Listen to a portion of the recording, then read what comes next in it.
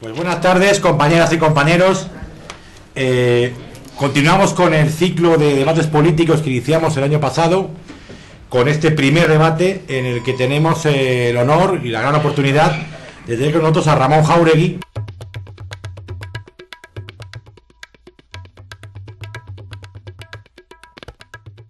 La primera seña identitaria del gobierno de Zapatero y de este PSOE nuevo que tomó el poder el 14 de marzo de este año 2004 fue precisamente un compromiso por profundizar en la democracia, en un sentido muy amplio, con una idea que enlaza mucho con una concepción moderna del socialismo que tiene la dirección actual del PSOE.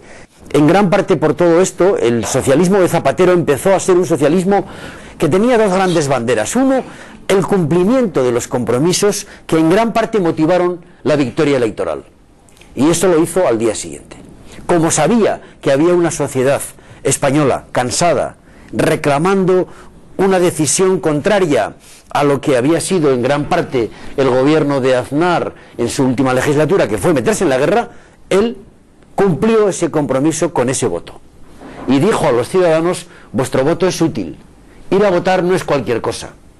Teniendo en cuenta que los ciudadanos, los individuos, son el eje de la nueva sociedad. No son los sindicatos, o ni siquiera los partidos, ni las grandes corporaciones, no son los individuos, son los ciudadanos. Y en ese sentido su política fue marcando una expansión de derechos en muchas materias, fundamentalmente en el terreno, como se sabe, digamos, del derecho civil, el matrimonio de los homosexuales, el divorcio, todo esto muy relacionado con la igualdad de géneros, hombres y mujeres iguales, con signos muy fuertes, un gobierno paritario y una serie de medidas. La primera ley contra la violencia de género fueron lo que marcaron lo que llamaríamos un compromiso de profundización democrática que luego se ha ido extendiendo, por ejemplo, a los 3 millones de españoles que están fuera de España, o a los inmigrantes, regularizándolos. Esta idea de los derechos que se ejercen desde el poder hacia los ciudadanos, yo creo que es una idea fundamental, vital del proyecto del socialismo de Rodríguez Zapatero. La segunda idea fundamental, en mi opinión, fue consolidar la gestión económica. Se ha hecho una política de crecimiento sostenido y saneado muy importante, de clarificación de las cuentas públicas formidable, inclusive de saneamiento macroeconómico de las cuentas del Estado y del Reino muy importante, y que ese crecimiento ha sido muy bien redistribuido en una política social muy notable. España ha crecido en estos 3 años más que en los últimos años 2000 del gobierno del PP. Ha habido, concretamente en las cuentas públicas, un superávit ya de 1,5 puntos casi, que son casi 2 billones de las antiguas pesetas, de superávit de cuentas públicas para ir reduciendo la deuda, una deuda pública muy grande que tenía nuestro país, casi un 60% de nuestro PIB de los años anteriores, y al mismo tiempo con un crecimiento económico en el entorno del 3,5 y sobre todo con un crecimiento en el empleo formidable. Hay en esta materia dos cosas que me parecerían importante destacar. España no sería la misma hoy si no hubiéramos tenido primero unas ayudas de la Unión Europea muy importantes durante los últimos 15 años, prácticamente desde el año 90. Desde el famoso pedigüeño, que consiguió casi 1,5 billones de pesetas, casi 2 billones anuales, que entran aquí a una operación de solidaridad impresionante de toda Europa con España, y que nos ha permitido modernizar nuestras infraestructuras como ningún país lo ha hecho en tan poco tiempo. Esto en primer lugar. Y en segundo lugar, la potencia enorme que tienen 4 millones de personas que vienen aquí, puestos, mayores, educados y en plena capacidad laboral. Esto ha sido formidable. Pues bien, este cuadro macroeconómico formidable tiene un dato que es el que verdaderamente resulta desgraciado que no lo digamos más veces, y es que se han creado 2 millones largos de empleos en este tiempo, solo en este tiempo.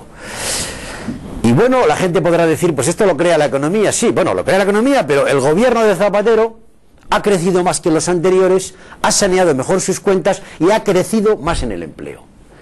en esta exposición que has hecho falta algo que yo creo que realmente estamos en la Comunidad de Madrid, estamos en la capital de Madrid, estamos gobernados por el PP, y yo creo que le falta al gobierno actual, y es que esto se dé a conocer suficientemente.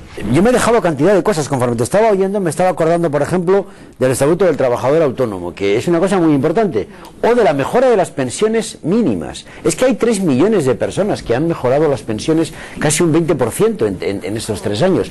Las más pequeñas, obviamente, y sé que son cantidades pequeñas, pero realmente se podrían decir muchas cosas. Yo creo que deberíamos de estar recorriendo las radios y las provincias contando estas cosas, ¿no? Junto a la educación y a la sanidad, que se universalizaron gratuitamente en los años 80 como los primeros pilares del estado del bienestar que creó el socialismo democrático en los gobiernos de Felipe González, hoy tenemos la suerte histórica de que junto a eso, junto a la educación y la sanidad, no voy a decir ejemplares, la sanidad sí que lo es ejemplar en el mundo, la sanidad pública española. Es ejemplar porque no gasta mucho y es muy eficiente.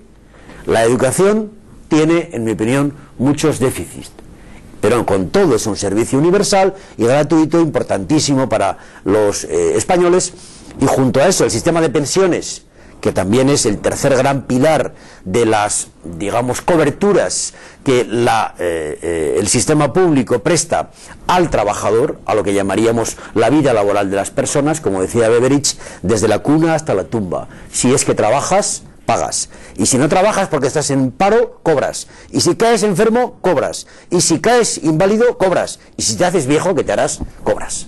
Y junto a eso, esos 3 pilares, educación, sanidad y pensiones, hemos tenido la suerte histórica de encontrar la economía española y la voluntad política de construir el cuarto gran pilar, que es el que la población española demanda hoy en día, son los mayores. Son las demandas que se producen de una población envejecida que requiere cuidados y que requiere prestaciones propias como derecho propio, por el mero hecho de serlo, por ser español, por ser mayor y estar dependiente, tienes una pensión, una ayuda, un servicio, lo que la ley contempla. Tú dices que la sanidad es un referente mundial. Sin embargo, por ejemplo, en Madrid y otras comunidades autónomas se está privatizando, ¿no? En la ley de presupuestos de la Comunidad de Madrid ya hay un apartado en el que se comienza y se puede comenzar a privatizar la sanidad, ¿no? Entonces, ¿se puede hacer algo desde el gobierno para que esto no se pierda un derecho tan importante a los ciudadanos? ¿Qué hace el Estado? Hace una ley, como pone el dinero, tiene la capacidad de regular en esa ley, al hacerlo como un derecho igual y un derecho básico de todos los españoles, hace una ley y por tanto regula, pero automáticamente la gestión la tiene que transferir a las comunidades autónomas. Con la sanidad pasa lo mismo. ¿Cuál es la solución para que no se privatice? Que gane las elecciones. Debo deciros que meses después de que se plantease aquel texto en septiembre del 2005, lo que hemos trabajado en el 2006 nos ha permitido decir que el Estatuto de Cataluña ha quedado bien. De hecho, el Estatuto de Andalucía es prácticamente idéntico.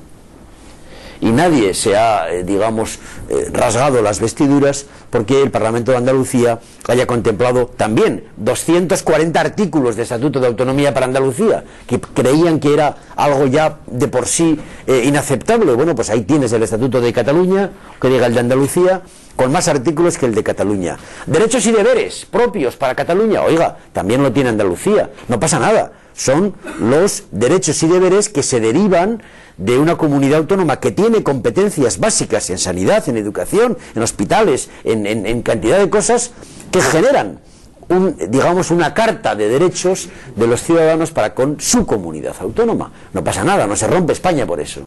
En definitiva, tengo la impresión de que este conjunto de acciones configuran una gestión brillante, aunque quizás nos falte pues una explicación más profunda, una artillería mediática más intensa, un partido un poco más movilizado, porque tenemos mucho enfrente. Tenemos enfrente, una alianza mediática muy potente y un Partido Popular que ha jugado una tarea una estrategia de acoso y derribo muy fuerte, de desgaste muy grande del gobierno y de su líder, porque van a por él, claramente, y tenemos, por tanto, un trabajo por hacer importante para poder obtener la mayoría electoral que esta gestión merece.